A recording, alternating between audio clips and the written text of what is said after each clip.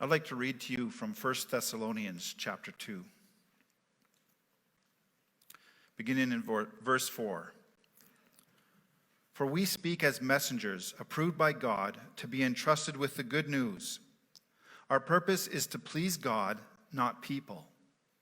He alone examines the motives of our hearts. Never once did we try to win you with flattery, as you well know. And God is our witness, that we're not pretending to be your friends just to get your money. As for human praise, we have never sought it from you or anyone else. As apostles of Christ, we certainly have a right to make some demands of you. But instead, we were like children among you. Or we were like a mother feeding and caring for her own children. We loved you so much that we shared with you not only God's good news, but our lives as well. Don't you remember, dear brothers and sisters, how hard we worked among you? Night and day we toiled to earn a living so that we would not be a burden to any of you as we preached God's good news. You yourselves are our witnesses, and so is God, that we were devoted and honest and faultless towards all of you believers, and to know that we treated each of you as a father treats his own children. We pleaded with you, encouraged you, and urged you to live your lives in a way that God would consider worthy, for he called you to share in his kingdom and glory. You know, the relationship between a church and their pastor is an interesting relationship. It's a little bit different than any other relationships I know. So I want to take a moment this morning. This might sound like a sermon, but I'm here to give you a charge. I'm going to speak directly to you, Noel, and I'm going to speak directly to you as a congregation with some charges, some challenges to the kind of commitment you make to one another.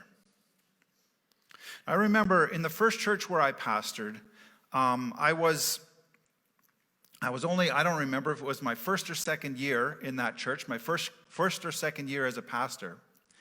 And I was invited by some friends I had made to go fishing with them. This was in British Columbia, up in the mountains in a small town.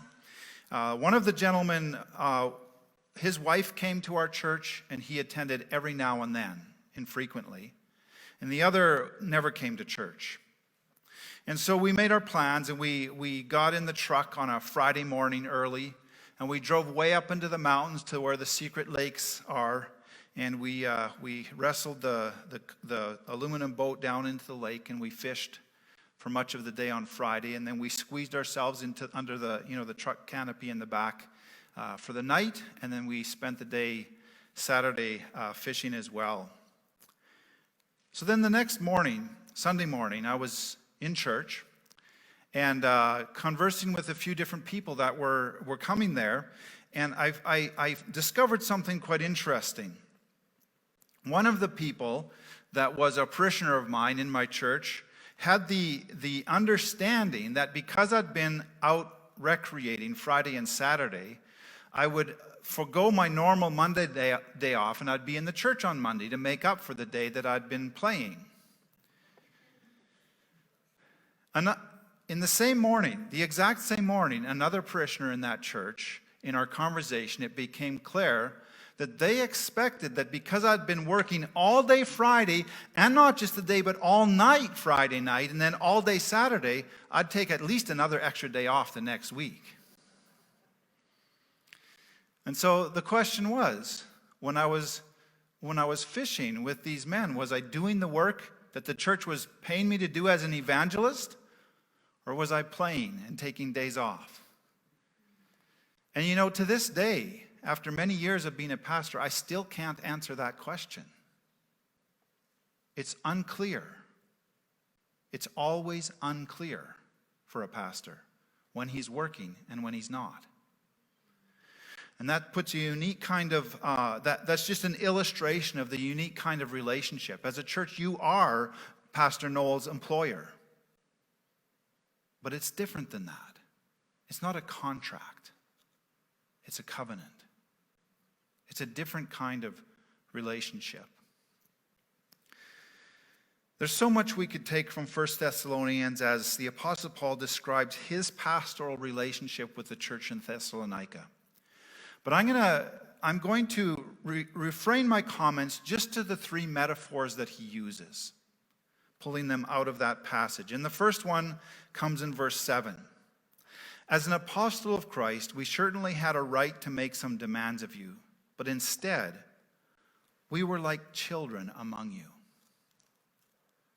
Now, I think most of us would automatically assume that if we're comparing the relationship between a pastor and their church to that of a child, it would be the church that would be the children.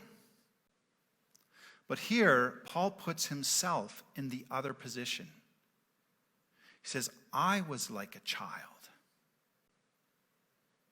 And so the charge, Noel, to you is very simple. As you live your life, as you do your work here in this church, do it with humility. A child has no authority over anyone. Now, Paul says, I could have exerted authority, but to be a good leader, I chose not to. I chose to lead like a child.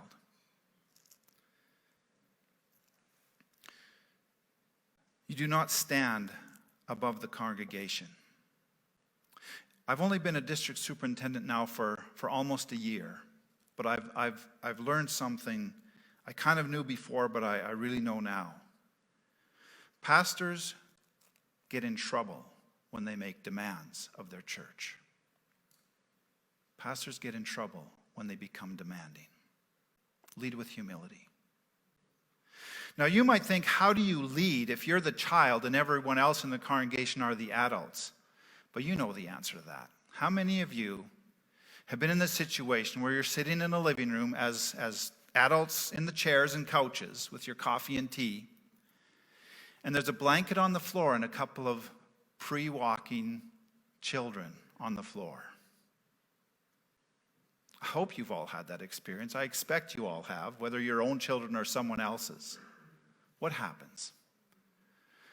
Before you know it, all these dignified adults are making absolutely ridiculous goo-goo gaga sounds out of their mouths. And they're squeezing little squeezy toys, and probably one of them is going to get down on the floor, even though there's vomit on the floor, and roll around and act completely ridiculous. The child is leading. The child, in some ways, knows how to be human better than the adults. To just be joyful in the situation. To be playful. And so that's how you lead as a child. Pastor Noel, if you follow Jesus with that kind of joy and enthusiasm as the child on the floor, that's the kind of leadership God calls you to. Not by demanding, but just by loving Jesus playfully. A church that laughs and plays together with their pastor is a healthy church. But there is a flip side to that. And now I speak to you, the members of this church, the people who come here. The charge to you is, if Pastor Noel indeed leads this way, you will have ample opportunities to take advantage of him. What is the worst thing? When adults take advantage of the naivety of children. And so if he's going to lead like a child, as the scriptures here encourage him to do, you need to refrain as a congregation from ever taking advantage of that.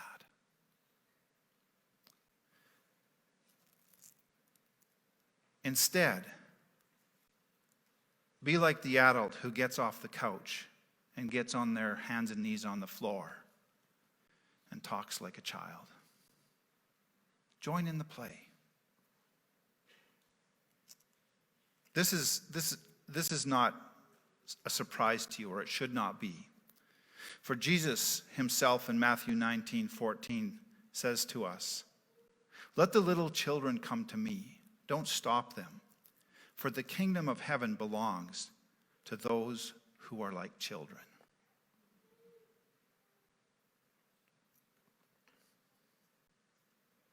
There's another metaphor in this passage. In the second half of verse 7, after saying that we were like children among you, he says, or, there's another way to look at this. Another way to look at this is, we were like a mother feeding and caring for her own children. We loved you so much that we shared with you not only God's good news, but our own lives too. Like a mother and child. So the relationship between a pastor and a congregation is like children playing together. It ought to be. But it's also like the relationship between a mother and a child. And so, Noel, for you, the charge is very simple and easy to understand. Love and care for this church. What does a mother do? Like in the most profound sense, a mother gives life. Before the birth, after the birth, in the feeding and caring and all of that, the mother gives life. Everything she does is directed towards giving life to the child. And she is so dedicated to that task that she will expend her own body, her own sleep, her own joy, even her own mental health, to give life to the child. That's what mothers do. That's what pastors do. So Noel, put this gauge somewhere in your memory. Whether it's just choosing the color in a bulletin or a word in an email, or whether it's choosing a sermon to preach or a massive change to disrupt the congregation. Put this gauge in your life. Does this action bring life? Does it give life? Will it cause this church to be more alive in Christ than before? Now, one of the things that we also know about mothers is that they make a lot of mistakes. I've never been a mother, but I've known a few. My own wife very closely as she mothered our children. I don't think I've ever known a new mother that doesn't feel completely inadequate for the task. So what does that mean for you as a church? If your pastor is going to lead like a mother, it means that you, church, need to commit today to being receptive to what is given. Open your hearts. Be receptive. See, it's easy for someone else looking in on a new mother to criticize all the mistakes they're making. But the child doesn't. The child receives the care with love and gratitude, even if it's imperfect. And that's my charge to you as a church this morning. Receive the care, the loving care of Pastor Noel, even if the milk's too hot one day and too cold the next. Even if he forgets that you don't like peas and he put them on your plate and tries to make you eat them anyways. Of course he's going to make mistakes. But if you start with that childlike relationship, you can make mistakes in a playful way without harm. But receive his care. Assume, even if you don't understand what he's doing, that he's doing it from a heart of trying to give you life. Don't make the assumption when it comes across in a different way that that's his heart. Be like a child that just receives the love of the mother. I know we don't do it now anymore, but even when sometimes, once in a while, the pin for the diaper hits the skin, the child doesn't reject the next diaper change, right? The child receives the care. That's your role as a church. This is like it is between us and God in 1 Peter chapter 5. Give all your worries and cares to God, for he cares for you. And he's going to care for you through your pastor. There's another metaphor in this passage. In verse 11 and 12 it says, "And you know that we treated each of you as a father treats his own child. We pleaded with you, encouraged you, and urged you to live your lives in a way that God would consider worthy." Now this is where you might have thought in the family illustration we would have started with the pastor-congregation relationship. But I believe the order in which these comes is important. Paul didn't start with the father illustration because he knew that fathers can be tyrants. And unless you first know how to play together like children, the relationship isn't going to go right. No, unless you first learn how to laugh with these people, you don't have the position, the authority, the right to be their father. Unless you as a congregation first don't learn to trust the loving care, the fatherly aspects of being a pastor are illegitimate. But they're there. They're real. And so, I think the goal is important here, Noel, as you look at your role. All of this in verse 11 and 12 is aimed towards that God would consider these people in this church worthy. That they would become good and godly people. And that's where the role of the father comes in. I think of the father who is let's just imagine something, building a garden shed or a deck in the backyard. And the little child comes along and wants to help. And so they've got their little plastic tool belt and little plastic hammer. Or maybe they're a little older and they have an actual hammer. And they're going to hit that nail and it's going to bend over. And Dad's going to have to straighten it out. And it's going to bend over again. You have to pull that nail out and get another nail and try again. But all the while, the father is putting a nail in and with 3 strong hits, hitting it straight into the wood. And the child is watching. That's how you do it. I'm going to try again. I can get that. That's what Paul is describing here as he says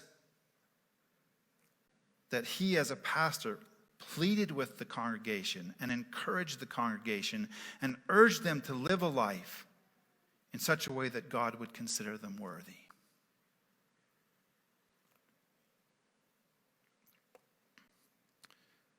Live, Pastor Noel, as such an example of courage towards what is good, that these people will gladly follow you. And you, church,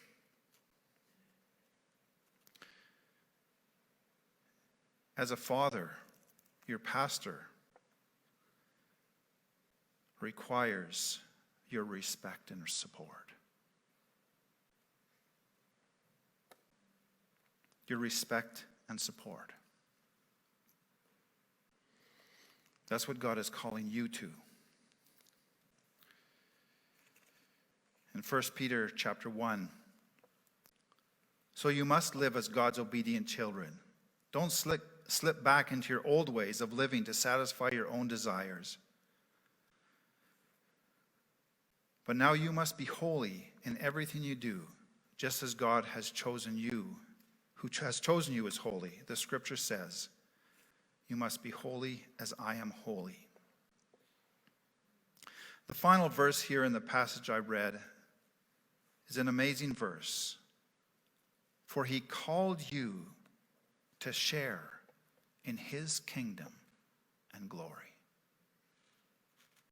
And what that means is church, pastor, church, if you get this relationship right, if you live up to the challenges I'm bringing you this morning, God will allow you to share in his kingdom and his glory, even here on earth, but then also for all eternity. Is that not what you desire?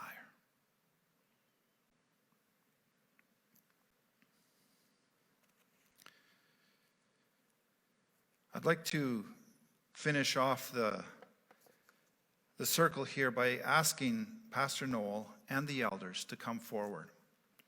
And as they do that, you as a church should understand or just think this through, that you have called these people or asked these people, voted them to be your elders. And so as they gather here and pray, they're representing you. It's as if you were all gathered and praying. I don't know if we can push all the chairs aside and do that. Maybe you'll do that another time. But if it is your desire to show your support, to add your prayers to the prayers of commitment that are going to be made, then feel free to stand or sit and just put your hand towards them and say, I'm praying with you. This is my commitment too. So I've asked the elders to surround Pastor Noel and pray for him. And I'm going to let them do that the way they want to do it. I haven't given them instructions. So just, you've heard my words. You've witnessed what has been committed to here. Pray for your pastor. Pray for your church. And voice your commitment before God as a church towards this relationship. So I'm going to let you do that. Perhaps even put your hands on his shoulders and pray as each one of you feels led. And when it becomes all quiet, I will finish our prayer time. And church, these men represent you making this relationship commitment in prayer together. Let us pray.